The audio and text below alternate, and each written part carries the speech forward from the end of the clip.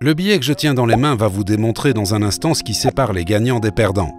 Si ce billet de 50 $ était disponible, et il l'est, qui le voudrait?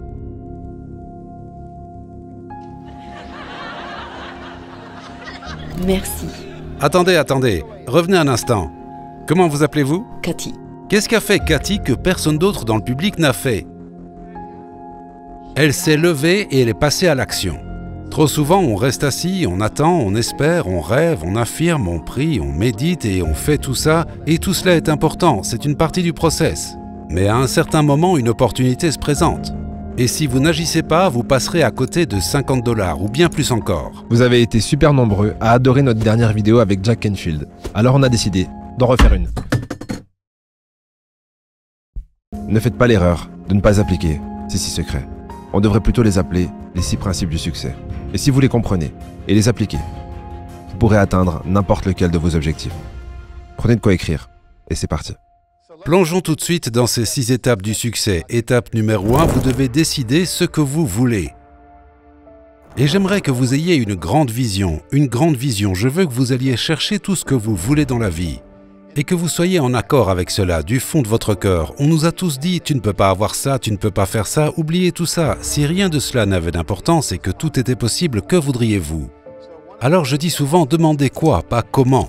Car beaucoup d'entre vous ne savent pas comment vous allez y arriver. Quand vous ne voyez pas comment vous pouvez y parvenir, vous avez peur de vous engager. Eh bien, je ne vois pas comment avoir une relation parfaite avec mon mari, donc je ne veux pas m'engager là-dedans parce que je ne veux pas échouer. Je ne vois pas comment je pourrais entrer en école de médecine avec le revenu que nous avons, donc je ne veux pas m'engager là-dedans. Ce que je vais vous enseigner ici, c'est que si vous prenez l'engagement et faites les autres étapes dont nous allons parler, le comment apparaîtra en cours de route. Et ensuite, y a-t-il des accomplissements que vous souhaitez réaliser avant de mourir? Peut-être voulez-vous obtenir ce doctorat, écrire un livre, ou publier une lettre dans un journal, ou faire ce tour du monde, quoi que ce soit. Maintenant, ne laissez pas votre esprit vous dire que ce n'est pas possible.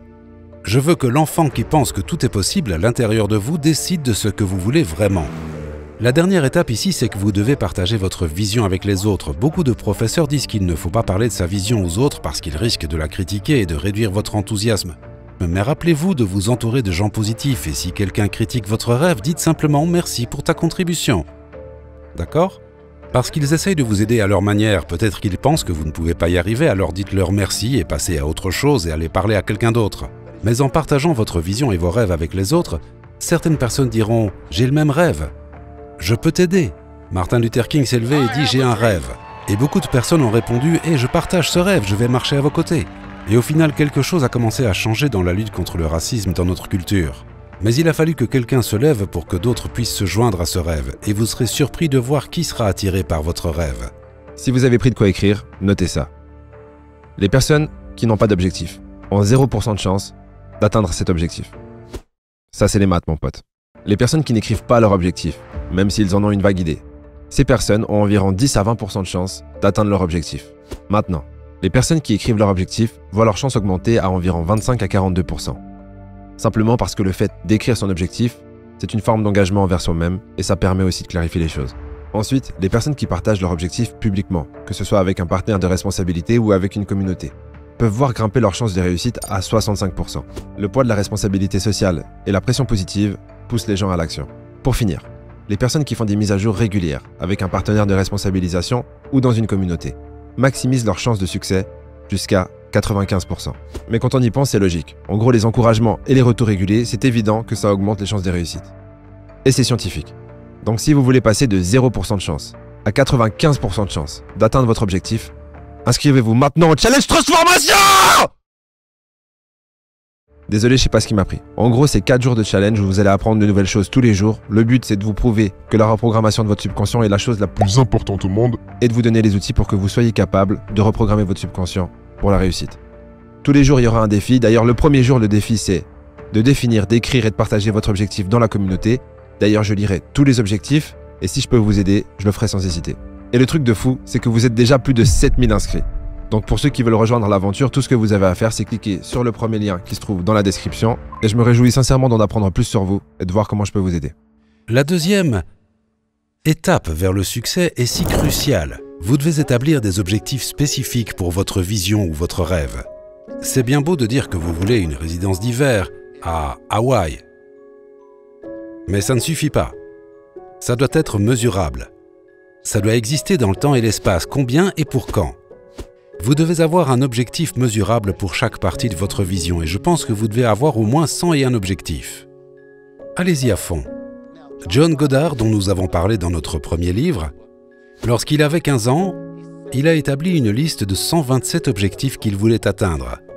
Il était assis dans la salle à manger avec son père et plein de gens importants venaient dîner, des gens très riches de la ville, et il les écoutait parler à son père qui était un homme d'affaires prospère. Il disait des choses comme « J'aurais aimé voyager autour du monde avant de commencer mon entreprise, car maintenant c'est trop tard. » Ou « Je regrette de ne pas avoir passé plus de temps avec mes enfants. » Ou « J'aurais aimé lire l'encyclopédie ou apprendre la musique, à jouer d'un instrument. » Et il s'est dit « Je veux pas vivre ma vie et arriver à 50 ou 60 ans en me disant « J'aurais aimé. » Ou vivre sur ce que l'un de mes amis appelle l'île des un jour. Un jour je ferai ceci, un jour je ferai cela et rien n'arrive. Alors il a fait une liste de 127 objectifs. Ce n'étaient pas des objectifs mineurs, c'était des choses comme visiter la grande pyramide en Égypte, visiter la grande muraille de Chine, visiter le Vatican, rencontrer le pape, apprendre 3 langues, lire l'encyclopédie, tirer avec un long fusil sur une bougie à 30 mètres de distance, piloter un avion, apprendre à manœuvrer un bateau, apprendre à taper 150 mots par minute, toutes sortes de choses. Et il a atteint 115 de ses 127 objectifs. Donc chaque matin, il se réveille et il sait exactement vers quoi il travaille. Il a un plan pour sa vie. Et vous, avez-vous un plan pour votre vie? Et si ce n'est pas le cas, pourquoi? Regardons cette idée de précision pendant un instant. Comme par exemple une maison d'hiver à Hawaï. Très bien. Mais si je dis je posséderai un appartement de 2 chambres en bord de mer sur la côte ouest de Maui, Hawaï, d'ici le 1er juin 2027. Ça semble plus clair? Oui. Et tant que vous n'aurez pas atteint ce niveau de précision, la partie créative de votre cerveau ne s'activera pas pour vous aider à y arriver. Et c'est pourquoi beaucoup de gens n'atteignent jamais leurs rêves, ils ne les rendent pas assez précis. Il faut entrer dans les détails, à la virgule près. Je veux m'amuser davantage.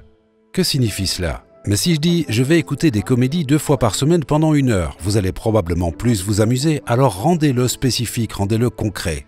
Certaines personnes disent « je veux que notre entreprise grandisse, mais de combien et pour quand? Je veux que les résultats de lecture augmentent dans une école, de combien et pour quand ?» Tant que vous ne faites pas ça, vous ne pourrez pas progresser. Beaucoup de rêves ne se réalisent jamais parce qu'on n'a pas de chiffres clairs, pas de combien et de pour quand. Une autre chose à faire est de décomposer vos objectifs.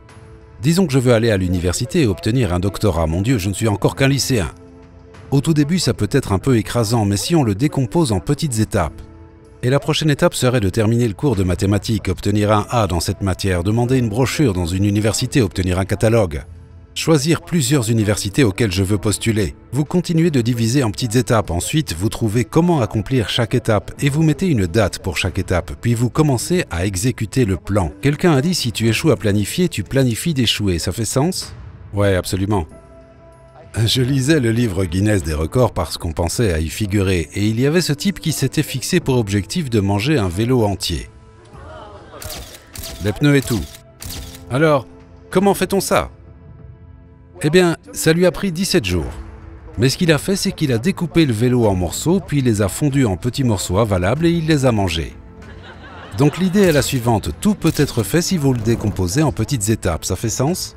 Alors ne laissez pas la grandeur d'un objectif vous écraser. Et finalement, quel est le but de tout ça? Le but de tout cela n'est pas d'obtenir le $1 million, la Rolls-Royce, le livre best-seller, tout ça c'est bien. Mais ce n'est pas le résultat qui compte, c'est la personne que vous devenez en atteignant ce résultat. Jim Rohn disait « Fixez-vous un objectif si grand que dans le processus de l'atteindre, vous devenez quelqu'un qui vaut la peine d'exister. Le résultat n'est pas le réel objectif. Si vous vous fixez un grand objectif, 3 choses vont apparaître dans votre vie. La première, c'est le doute, toutes les pensées pourquoi c'est impossible, toutes les peurs que vous avez à l'idée de vous lancer et de faire cette chose. Et enfin, il y a des obstacles réels dans le monde. Il y a des lois et des choses qui peut-être rendent cela illégal ou bien ce n'est pas encore autorisé ou ce genre de choses. Vous devrez apprendre à surmonter ces obstacles. Apprendre à calmer les inquiétudes dans votre tête et à surmonter vos peurs. Mais avez-vous déjà fait quelque chose qui était vraiment effrayant? Et la deuxième fois, ça ne l'était plus autant et en un peu de temps, ça devient facile. Et à la fin, vous obtenez quelque chose dans votre vie qu'on appelle la maîtrise. Et c'est l'objectif. L'objectif est la maîtrise. Maîtrisez vos peurs, maîtrisez vos pensées, maîtrisez vos comportements afin que vous puissiez faire tout ce que vous voulez. Ça, on ne peut pas vous l'enlever. Comprenez bien cette chose en ce qui concerne la loi de l'attraction. Il existe un équilibre subtil dans la définition de vos désirs. Un juste milieu à trouver en ce qui concerne le degré de spécificité. Définissez trop vaguement ce que vous voulez et votre création restera floue, incapable de prendre forme dans la réalité. Sans une image mentale claire, comment est-ce que vous voulez manifester quoi que ce soit? Mais attention à ne pas tomber dans l'extrême opposé. Une imagination trop rigide, trop détaillée, c'est comme vouloir dicter à l'univers ce qu'il doit faire. Vous risquez de fermer d'innombrables portes par lesquelles ce que vous désirez pourrait se manifester. La clé est la suivante selon moi. Trouvez le juste milieu.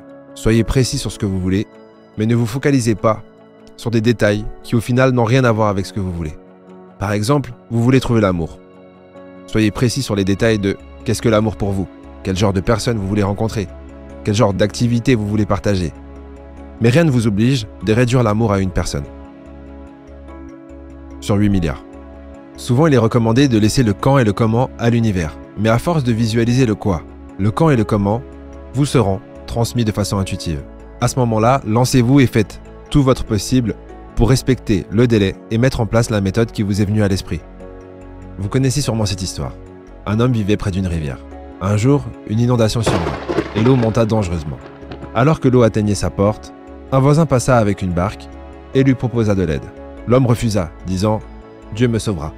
L'eau continua à monter et des sauveteurs en bateau lui offrirent de l'évacuer. Mais il refusa à nouveau en disant « J'ai confiance en Dieu ». Finalement, quelques heures plus tard, perché sur son toit, un hélicoptère tenta de le secourir. Une fois de plus, il refusa l'aide en disant « Dieu me sauvera ». Évidemment, l'homme finit par se noyer. Et arrivé au paradis, il demande à Dieu « Pourquoi ne m'as-tu pas sauvé ?»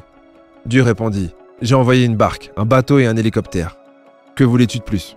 Comme cet homme n'aurait probablement pas dû refuser l'aide de ces personnes sur la barque, le bateau et l'hélicoptère, vous ne devriez pas refuser cette idée persistante qui vous trotte dans la tête, ce plan que vous avez commencé à envisager, et le délai dans lequel vous pensez pouvoir y arriver. Si vous ne savez pas par quoi commencer, sachez que toutes les informations dont vous avez besoin vous seront transmises rapidement lorsque vous visualisez la finalité régulièrement. Mais ce sera à vous de sauter sur l'opportunité lorsqu'elle se présentera. Troisièmement, vous devez visualiser le résultat que vous voulez. C'est probablement l'étape la plus importante des 6, peut-être la deuxième plus importante. C'est l'une des deux premières. Qu'est-ce que ça signifie? Vous avez tous entendu dire « visualisez vos objectifs comme s'ils étaient déjà réalisés ». Pensez à ça. Avez-vous eu aussi un ami à l'école qui était passionné de skateboard ou autre? Vous entriez dans sa chambre et tout un mur était couvert de photos de skateboard. C'est comme s'il s'entourait de cette image de ce qu'il veut. Les gens disent « je le vois si bien que je peux le sentir ». Vous avez déjà entendu cette phrase? Et ils peuvent littéralement le voir, et parce qu'ils peuvent le voir, ça crée quelque chose en eux qui les pousse vers leur objectif. Laissez-moi vous le démontrer. Puis-je demander à tout le monde de se lever là où vous êtes un instant, et vous à la maison, levez-vous aussi. Maintenant, nous allons faire un petit exercice que vous allez trouver littéralement incroyable. Ça va ouvrir votre esprit à un tel niveau que vous ne serez plus jamais le même, en ce qui concerne cette technique dont on parle. Ce que je vais vous demander de faire, regardez pendant une minute puis nous le ferons ensemble, d'ici peu je vais vous demander de tendre votre bras droit devant vous, en ayant vos pieds à environ 30 cm l'un de l'autre. Ensuite je vais vous demander de tourner aussi loin que vous pouvez. Lorsque vous ne pouvez plus tourner votre corps, notez où votre main est pointée. La mienne est juste à droite de ce pilier. Ensuite, regardez à droite et à gauche. Je vois la fenêtre bleue, je vois le mur avec le tableau dessus. Obtenez une image claire et verrouillez-la dans votre esprit comme une photo, ok? Tout le monde est prêt à le faire? Levez votre bras droit et allez-y, tournez aussi loin que vous le pouvez. Et quand vous ne pouvez plus aller plus loin, remarquez où votre main pointe. Voyez ce qui est à droite, ce qui est à gauche, obtenez une image bien nette, puis revenez au milieu et abaissez votre bras. D'accord, très bien. Maintenant, si vous le voulez bien, je vais vous demander de fermer les yeux. Fermez les yeux et imaginez simplement que vous levez votre bras. Imaginez que vous déplacez votre bras à travers votre corps dans la même direction que la dernière fois. Cette fois, quand vous atteignez le point où vous vous êtes arrêté, vous allez aller 30 à 60 cm plus loin sans aucune pression, sans effort, sans douleur. Vous êtes simplement capable d'aller plus loin. Remarquez où votre main sera pointée maintenant. Utilisez le pouvoir de votre imagination pour créer une image particulièrement claire. Rendez-la réelle, nette et lumineuse. Excellent. Ensuite, imaginez ramener votre bras au centre, le redescendre et ouvrez les yeux. Tout le monde, levez à nouveau votre bras droit Nous allons tourner à nouveau, cette fois allez aussi loin que vous le pouvez. Voyons jusqu'où vous pouvez aller. Puis revenez au milieu. Et à main levée, combien d'entre vous sont allés plus loin cette fois? Na. Ok, asseyez-vous un instant. Très bien. Je vais vous expliquer ce qui s'est produit. Vous aviez dans votre esprit une expérience de la réalité qui s'appelle « Jusqu'où je suis allé », pas vrai? Ensuite, je vous ai demandé de visualiser quelque chose, d'avoir une vision de quelque chose que vous vouliez, qui consistait à aller plus loin que ce que vous aviez expérimenté. Et quand vous maintenez ces deux éléments dans votre esprit simultanément, cela crée quelque chose dans le cerveau appelé la tension structurelle. C'est une tension mentale. Cette tension mentale veut se résoudre. Elle ne peut se résoudre que de deux façons. Soit vous abandonnez l'objectif, soit l'objectif devient réel. Alors que se passe-t-il dans votre cerveau quand vous faites ça et que vous maintenez cette tension structurelle? Vous avez déjà entendu parler de la discipline du succès, c'est quelque chose que vous pratiquez chaque jour comme discipline. Et ce que vous devez faire, c'est visualiser votre objectif comme s'il était déjà atteint. Cette tension structurelle entraîne trois choses. Premièrement, vous commencez à percevoir des choses autour de vous qui ont toujours été là et qui peuvent être des ressources pour vous aider à atteindre vos objectifs. Des choses que vous n'aviez pas remarquées auparavant, mais elles étaient là. Deuxièmement, vous allez commencer à avoir des idées créatives. « Oh, je pourrais faire ça !» Troisièmement, vous allez vous sentir motivé à passer à l'action. Maintenant, je veux que vous portiez votre attention ici, sur l'écran. Nous allons y afficher une phrase. Et j'aimerais que vous lisiez cette phrase avec moi à haute voix. À 3, on la lit ensemble. 1, 2, 3. Garde confiance et avance avec détermination. Chaque petit pas te fait progresser vers tes rêves et l'effort que tu mets aujourd'hui portera ses fruits demain. D'accord, on va retirer cette phrase de l'écran. Ce que j'aimerais dans un instant, c'est qu'on la remette à l'écran et elle sera affichée pendant seulement 10 secondes. Et ce que j'aimerais que vous fassiez, c'est compter le nombre de fois où il y a la lettre T. Combien y a-t-il de T dans cette phrase? Ne dites rien à haute voix, gardez ça pour vous et on verra ce qui se passe. Alors si nous pouvons remettre cette phrase à l'écran pendant 10 secondes, allez-y, comptez.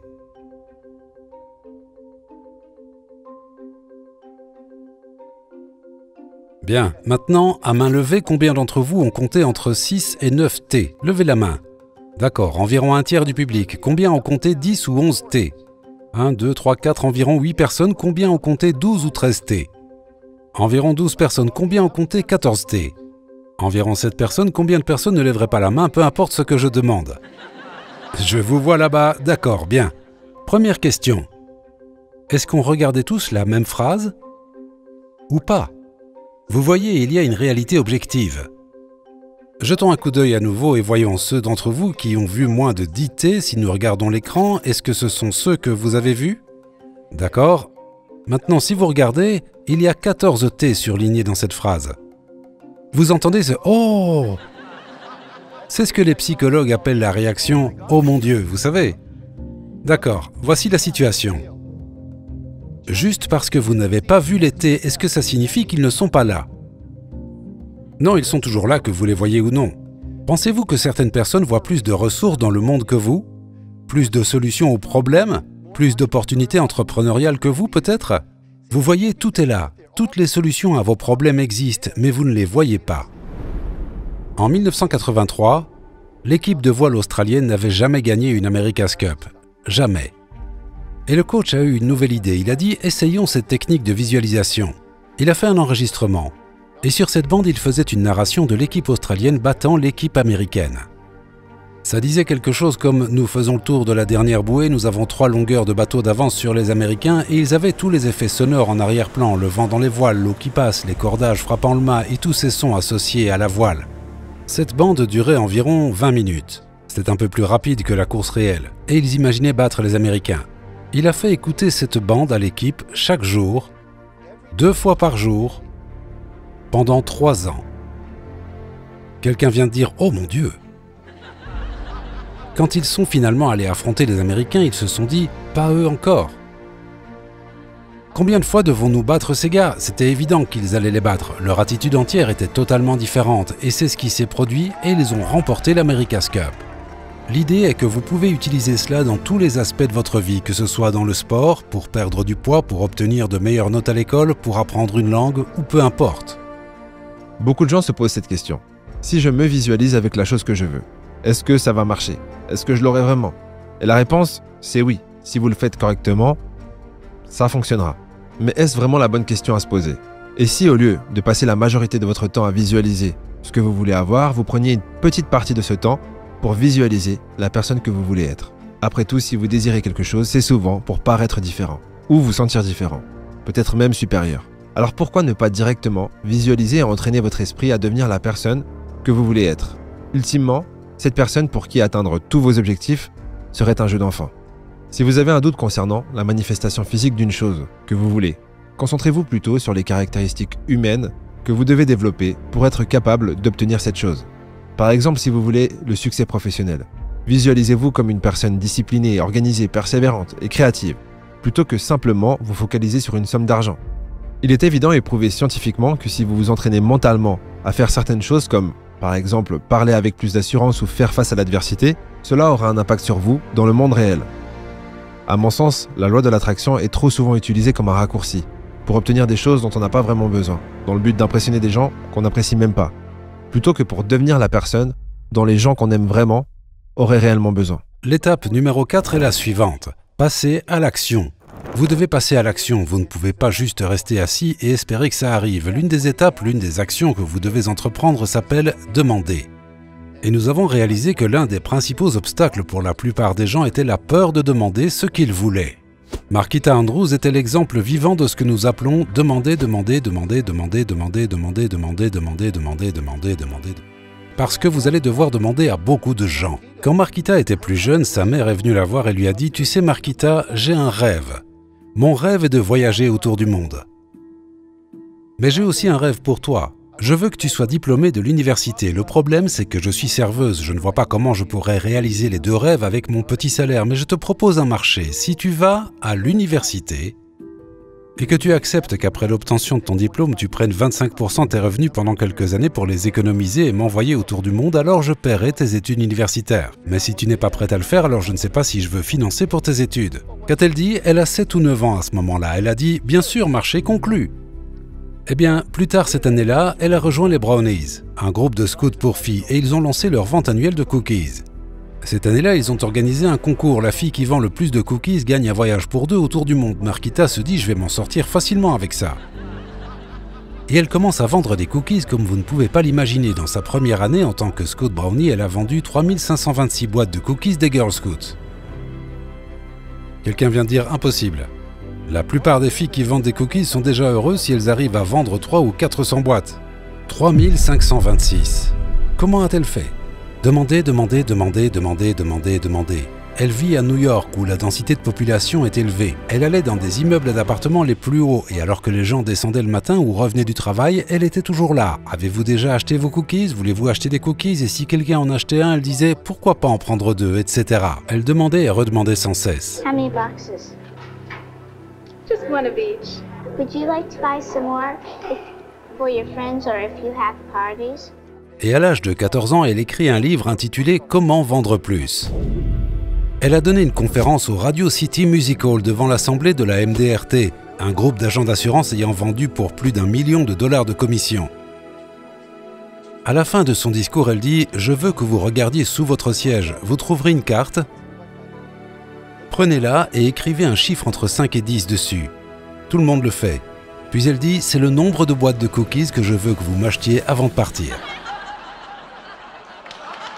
Ce jour-là, elle a vendu 7000 boîtes de cookies. Elle est entrée dans le livre Guinness des records. Avant de prendre sa retraite, elle avait vendu plus de 32 000 boîtes. N'est-ce pas impressionnant? Son record reste imbattu. Mais qu'a-t-elle fait? Demander, demander, demander encore et encore. Maintenant, parlons de cette peur. La plus grande peur, je pense, qui empêche la plupart des gens de demander, c'est la peur de quoi? Du rejet. Alors, disons que je demande « Comment vous appelez-vous » Je vais voir Suzanne et je lui dis « Suzanne, voudrais-tu dîner avec moi ce soir ?» Imaginons qu'elle dise non. Oh mince. Et tout le monde dit « Jack a été rejeté, c'est tellement triste. » Mais voyons ça objectivement. Avais-je quelqu'un avec qui dîner avant de lui demander? Avais-je quelqu'un avec qui dîner après lui avoir demandé? Ma vie s'est-elle aggravée? Elle est restée pareille. Voyons maintenant comment surmonter n'importe quelle peur. Il y a plusieurs techniques, mais examinons ce qui est probablement l'une des plus puissantes. Je vais faire une petite démonstration pour vous montrer comment ça fonctionne. Je vais prendre cette chaise ici et faire comme si c'était un plongeoir. Je vais me tenir au bout du plongeoir. Combien d'entre vous osent sauter d'un plongeoir? Vous vous souvenez la première fois que vous avez fait ça? Vous êtes debout sur le plongeoir. Donc m'y voici. Et mon père est dans l'eau en bas. Il dit « Allez, saute !» Et moi « Papa !» Il dit « Ce n'est qu'à 1 mètre de l'eau. » Oui, mais il y a encore 2 mètres jusqu'au fond. Et ça en fait 4 du fond de la piscine jusqu'à ma tête, c'est pas rien. Il dit « Allez, saute !» Mais j'ai peur. Est-ce que ça vous parle? Combien d'entre vous, à ce moment-là, diraient « Tu sais, papa, je pense que je vais descendre du plongeoir, parler à un psychologue, travailler sur ma peur de sauter depuis un plongeoir, et quand j'aurai réglé ça, je reviendrai sauter. » C'est ce que vous avez fait? Non, qu'avez-vous fait? Vous avez ressenti la peur et vous avez sauté quand même. Et c'est vraiment le principe qui fonctionne. Pour tout dans la vie. Vous allez ressentir de la peur, ça arrivera, et alors la plupart des gens laissent la peur les arrêter et disent « Évidemment, je ne devrais pas faire ça ». Voilà quoi faire, ressentez la peur et faites comme si vous étiez un enfant de 2 ans. Prenez l'enfant par la main. Par exemple, il avait peur de son premier jour d'école, et alors, emmenez-le. C'est vous l'adulte. Traitez votre peur comme un enfant. Ne la laissez pas vous contrôler, vous êtes plus grand que ça.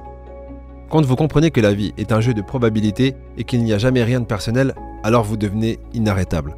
Le problème, c'est que la majorité des gens abandonnent après le premier essai raté, parce qu'ils confondent le feedback avec l'échec, et ils prennent ce soi-disant échec personnellement. Honnêtement, moi c'est pareil, à chaque fois qu'une vidéo flop ou que je me fais recal, mon premier sentiment n'est pas très glorieux, mais dès que je me surprends à ruminer, je corrige immédiatement. Je prends du recul et je me dis « Eh bien, tu croyais que t'allais publier une vidéo dans le mois et que tout le monde allait t'acclamer? Tu penses que t'es spécial? Eh bien tu ne l'es pas. Fais tes reps comme tout le monde et arrête de pleurnicher la diva. » Là, direct, je me sens mieux. Les perfectionnistes, notez ça. La quantité mène à la qualité. Plus vous réitérez, meilleures deviennent vos réitérations. Quand on y pense, le plus grand chef-d'œuvre d'un artiste n'a jamais été sa première réalisation. Et ne prenez rien personnellement, sinon vous êtes foutu. Pour vous donner un exemple, dernièrement, on a recommencé à publier tous les jours sur Instagram et TikTok. D'ailleurs, allez vous abonner, on poste des contenus différents que sur YouTube. Et si on regarde ce dernier mois, presque tous les jours on perdait plus que 50 abonnés. Imaginez 50 personnes se dire « Ah, il me saoule celui-là, vas-y, je me désabonne. » Si je prenais ça personnellement, j'aurais supprimé mon compte Instagram en étant désolé pour le dérangement. Mais ce que je ne vous ai pas dit, c'est que pendant cette même période, on gagnait plus de 1000 abonnés par jour. Ce que je veux dire, c'est que la vie est un jeu de probabilité, un jeu de nombres. En anglais, ils disent « Life is a numbers game ». En gros, ma stratégie, c'est de me focaliser soit sur le taux de conversion, soit sur le taux de progression, et de ne rien prendre personnellement. Généralement, pour conclure une vente, un taux de conversion de 10% est considéré comme excellent. Prenons ce taux de 10% et imaginez-vous en train de chercher la femme de votre vie. Encore faut-il croire en ce concept. Mais bon, allez-vous abandonner après les 8 premiers rejets et conclure que personne ne veut de vous?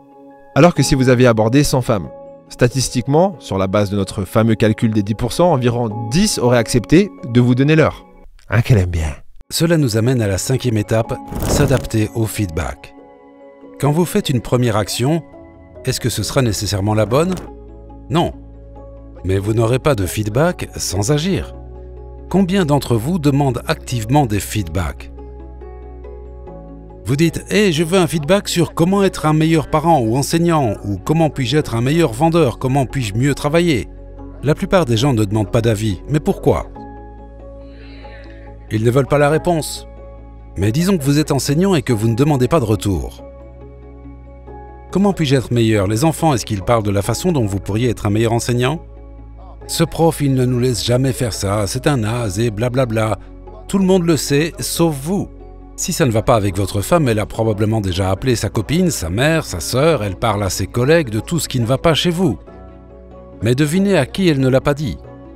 À vous. Maintenant, j'aimerais vous montrer comment ça fonctionne. J'ai besoin d'un autre volontaire dans le public. Qui veut participer? Ok, quel est votre nom? Marianne. Marianne? Très bien, voici un micro. Alors vous allez vous placer juste ici, à côté des plantes. Et regardez-moi de face. Ce que je vais faire, c'est marcher vers vous dans un instant. Vous serez mon objectif. Et quand je marche droit vers vous, je veux que vous disiez « oui ». Si je dévie même de 5 degrés, vous dites « non ». Ok, vous êtes prête? C'est parti. Pourquoi ne me donnez-vous pas de feedback? Car vous n'avez rien fait. Parce que je n'ai encore rien fait, exactement. Voilà le truc, si je n'agis pas, je n'obtiens aucun retour. C'est pour ça que l'action est si importante. Maintenant, on recommence. Vous êtes prête? Ok, c'est parti. C'est bien? Oui. Oui. Ah non. Oui. Non. Oui. Non. Oui. Non. Oui. Maintenant, suis-je bien arrivé? Donc si je passe à l'action et que j'écoute les feedbacks, j'atteins finalement quoi? Mon objectif. Maintenant, laissez-moi vous montrer comment beaucoup de gens gèrent les retours. Voici comment une personne que je connais agit. Oui. Oui. Non. Non. Oh, c'est trop dur, je laisse tomber, je peux pas. Maintenant, est-ce que je connais quelqu'un qui reçoit des retours négatifs et abandonne instantanément? Oui, vous avez déjà vu ça. Voici une autre manière dont certaines personnes gèrent les retours négatifs. Voyons ce que ça donne. Prêt? Ok, c'est parti. C'est bien? Oui. Non. Non. Non. T'es tellement négatif, tu pourrais pas dire quelque chose de gentil? Avez-vous déjà vu quelqu'un s'énerver contre une personne qui veut l'aider et qui pourrait lui être utile? Exactement. Oui. Maintenant, voici une autre personne que je connais. Il a fait faillite 3 fois et 3 divorces. C'est ainsi qu'il gère les retours. Prête, Marianne? Ok, c'est parti. Non, mais non, mais non. Stop. Sa phrase préférée était « c'est ma façon ou rien ». Tant que tu vis dans ma maison, tu vivras selon mes règles. Il n'était pas ouvert au retour, il préférait avoir raison plutôt que réussir. Ça vous dit quelque chose? Oui.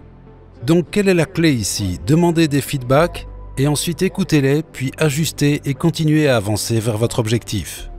J'ai remarqué avec le temps que l'une des peurs les plus répandues, c'était la peur d'être inapproprié, d'avoir l'air stupide, parce que ça évoque immédiatement l'idée qu'on pourrait être mis à l'écart et rejeté. Et la peur du rejet est inscrite dans notre ADN, parce qu'à l'époque, être rejeté d'une tribu, ça signifiait littéralement mourir. Du coup, il y a 2 types de comportements qu'on retrouve très souvent que les gens ont adoptés face à la peur d'être inapproprié ou rejeté. Premier extrême, être invisible.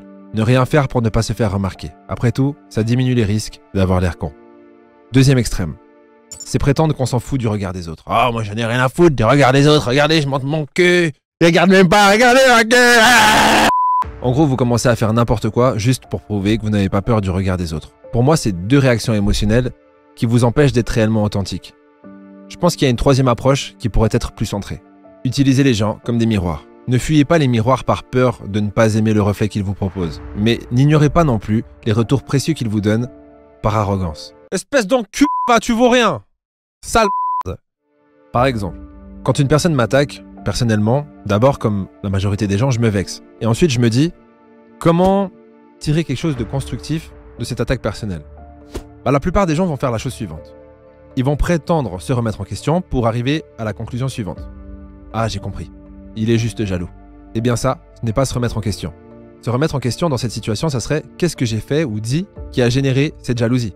Bien sûr, mon but n'est pas de changer parce que quelqu'un n'aime pas quelque chose chez moi, mais c'est de mieux comprendre comment les gens perçoivent et interprètent mon comportement et ce que je dis.